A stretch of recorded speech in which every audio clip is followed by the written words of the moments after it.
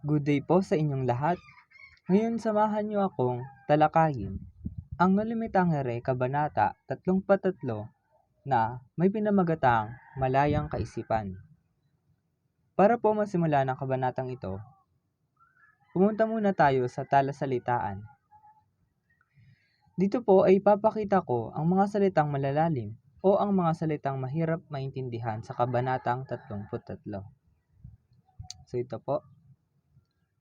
Una, ipadarakip, ipapahuli, pinag-uusig, pinaghahanap, ingkong, tawag sa mga nakakatanda noon o yung mga lolo natin. Kinamumuhian, kinaiinisan, mapagsiwalat, ibunyag, ipaalam, katarungan, hustisya, gurlis, galos, tampalasan, masamang tao, salbahe. Ngayon pong naunawaan na natin ang mga kahulugan nito, dumako naman po tayo sa mga tauhan ng kabanatang 33. So, una po, Crisostomo Ibarra. Ang may bahay kung saan ginanap ang mga pangyayari sa kabanata. Siya ay isa sa mga pangunahing tauhan na tinutukoy ng madilaw na tao bilang kalaban. Dalawa, Elias, isang pangunahing tauhan na nagbigay ng babala kay Ibarra. Siya rin ay nagbibigay ng payo kung paano may liligtas ni Ibarra ang kanyang sarili mula sa kanyang kalaban. Ikatlo, taong madilaw. Binanggit lamang siya bilang isa sa mga kalaban ni Ibarra. Siya ay patay na base sa usapan ni na Ibarra at Elias. Ngayon atin na silang nakilala o nakikilala. Dumako na po tayo sa buod ng Kabanata 33. Babasahin ko po. Kinig po kayo ng mabuti. Sa kabanatang ito, nakipag-usap si Elias kay Ibarra tungkol sa mga kaaway ng katipan ni Maria. Dumating si Elias nang hindi inaasahan at pinayuhan niya si Ibarra na mag-ingat dahil marami siyang kaaway. Ibinunyag din ni Elias ang kanyang nalaman tungkol sa planong pagpatay sa kanya ng taong madilaw sa araw ng pagbubukas ng paaralan. Sa kanilang pag-uusap, lumabas ang kaibang kaisipan ni Elias na nagpakita ng kanyang malawak na pananaw sa mga bagay. Naisip ni Ibarra na sana ay nabuhay pa ang taong dilaw upang malaman pa ang iba pang impormasyon. Ngunit, ayon kay Elias, maaaring makaligtas ang taong dilaw sa hukuman dahil sa bulag na hustisya sa bayan. Nagkaroon ng interes si Ibarra kay Elias dahil sa kakaibang pananaw nito na hindi karaniwan sa isang ordinaryong tao. Napunta ang kanilang usapan sa paniniwala sa Diyos at inamin ni Elias na unti-unti na siyang nawawala ng tiwala dito. Sa huli, nagpaalam na si Elias at binitawan ang kanyang pangako ng katapatan kay Ibarra.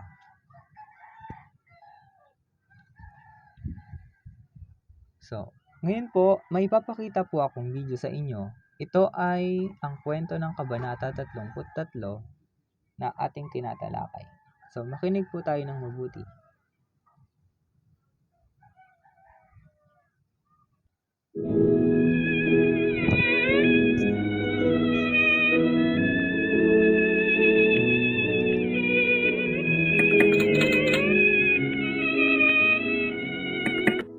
Katatapos pa lamang ni Ibarra na magpalit ng damit nang lapitan siya ng isang utusan at sabihing may taga-bukid na nais makipagkita sa kanya.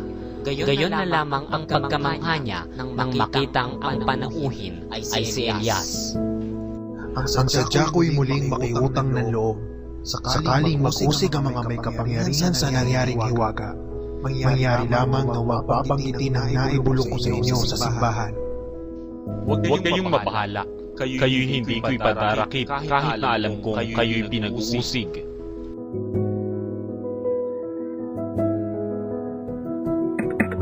Nagpatuloy si Elias sa pagsasalita. Kayo'y may mga kaaway sa itaas o sa ibaba, sapagkat ang mga balak ninyo'y mabubuti. Ang inyong ama at ang kong ay nagkaroon ng mga kagalit dahil sa sila'y may magagandang hangarin sa kapwa. Sa buhay na ito, higit na kinamumuhian ang mga may mabubuting hangarin at hindi ang mga salarin. Nalalaman po ba ninyo kung sino-sino ang aking mga kaaway? May isa akong nalalaman, ang namatay. Nabatid ko kagabi na ang taong ito ay may iniisip na masama laban sa inyo. Narinig kong sinabi niya ang ganito: hindi siya kakaning isda na katulad ng kanyang ama. Bukas makikita ninyo ang mangyayari. Tanging sa roon, pinagpipilitan niyang magampanan ng tungkuling maglagay ng bato, at kahit hindi makapagkamit ng malaking sahod, dala ng aking hinada, kayo'y lihim kong pinagsabihan.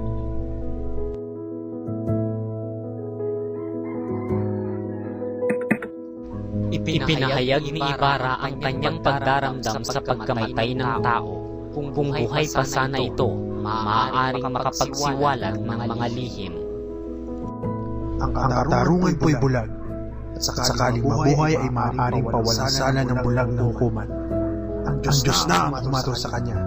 Ang Diyos ang makapangyarihang hukuman.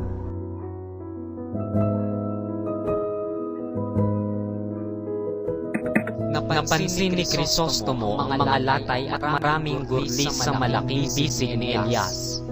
Ako'y naniniwala sa Diyos. Siya lamang ang may karapatan sa buhay. At hindi dapat isipin ng tao na palitan ng kapangyarihan ng Diyos. Nang babagsak na ang bato, ay kinikilan ko ang tampalasan. Kami magkasama, ngunit siya ang nasawi, at hindi ako. Kung gayon, kayo ang... Opo, nakita ko ang kanyang pakanak. Kaya't nang mangkay hinawakan ko. Ang nangyari kagustuhan ng Diyos. Kaya't hindi dapat tangkain ni Numan. Saklawan siya sa kanyang kapangyarihan. Nagtanong muli si Ibarra, ngunit iniwasan ni Elias na sagutin ang tanong. Sino nga ba kayo? Kayo ba'y nag-aral? Nalubos ng paniniwala ko sa Diyos nang mawalan ako ng paniniwala sa kapwa. Nalinawan ni Ibarra na hindi naniniwala sa katarungan ng tao si Elias. Umatol upang makagawa ng mabuti at hindi masama, upang makabuo at hindi makasira, sapagkat sa sandaling makagawa ng kamalian, di na malulunasan ang kasamaan niyang nagawa. Hindi nagtagal at nagpaalam na si Elias. Kailan ko kayo makikitang muli? Kailan man kailangan ninyo, may pagkakautang ako sa inyo.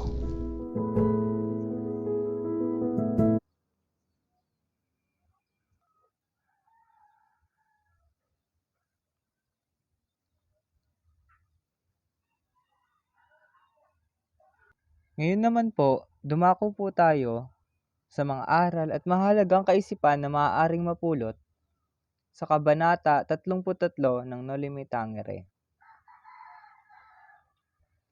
Una, makikita natin ang kahalagahan ng pagkakaroon ng malayang kaisipan at pagiging handa na harapin ang posibilidad ng pagkakamali o kawalan ng tiwala sa isang bagay.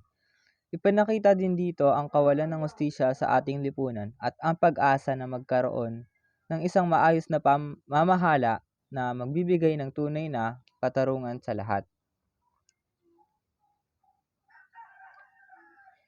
Ikalawa, ang kabanata ay nagpapakita rin ng pagpapahalaga sa pagtutulungan at pagkakaibigan, kung saan si Elias ay handang tumulong kay Ibarra upang makamit ang hustisya at kalayaan sa kanilang bayan.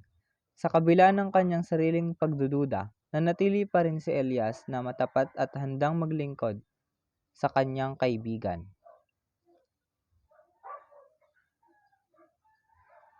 Maraming salamat po sa inyong pakikinig. Sana po marami kayong natutunan sa kabanatang 33 na ating tinalakay.